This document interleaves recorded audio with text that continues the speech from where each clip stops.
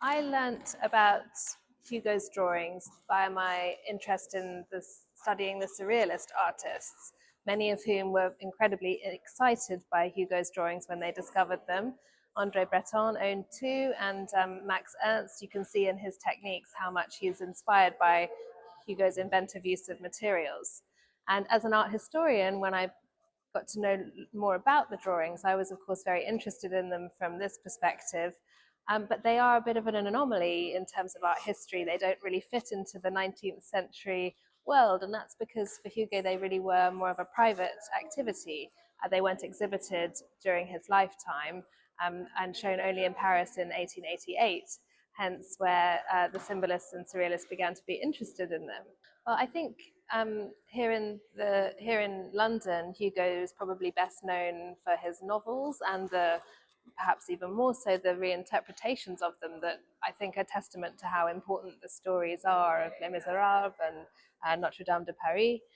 But what I learned really about him during the process of making this exhibition was that he was a poet and also a playwright and also a politician, of extremely important politician, and someone who throughout his life, despite his changing politics, always represented humanitarian values. I think in terms of the drawings, the one drawing that shows this most strongly is the Echelex drawing that we have.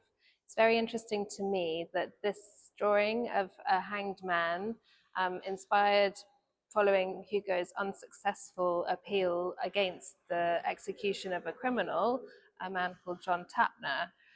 It's very interesting to me that of all the beautiful drawings he made, this was the drawing that he kept in his writing studio.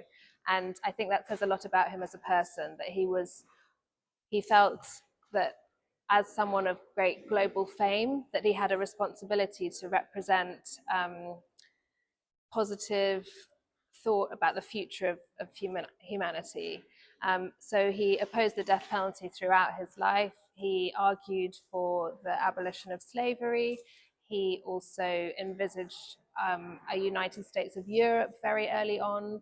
And I think his belief and faith in the progress of humanity towards peace is something that is very inspiring in our troubling times.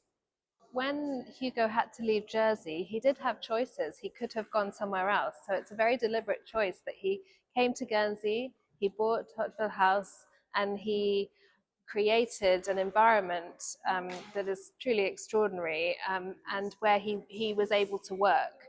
So I think for him, the island was very important, and to be surrounded by nature at this time in his life, he'd found a place where he could really work. And of course, we know that it was in the Lookout that he completed his manuscript for Les Miserables, and of course published this amazing novel dedicated to the island of Guernsey, The Toilers of the Sea, from which a marvelous octopus and many other drawings of stormy seas and ships and boats occur. And for most of his life, his drawings were private, and they were quite separate actually from his novels and his publications, which were illustrated by other people.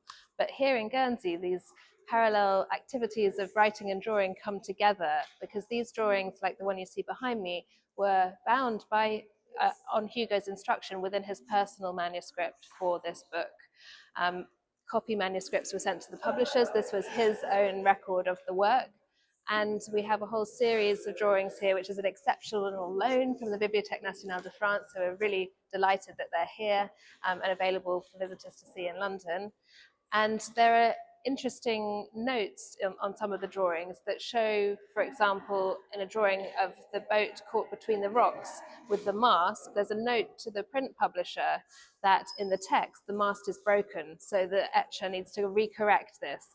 And so you get this sense that there's a symbiosis between his making of images and his writing of the story. And from that point of view, they're really important to show how important drawing was for Hugo's imagination as a whole. I was delighted to learn about the Victor Hugo Centre, and particularly the Creative Learning Hub, as a place where children can be inspired by the works of Hugo and develop through drawing and through other educational activities their creativity and their interest in the topics that he explored in his writings. Of course, Hugo is very much associated with the 19th century, and he was a figure of global fame during that time. But to me, he's incredibly relevant today because the things that he cared about, particularly issues of social justice, remain so important in our daily lives now.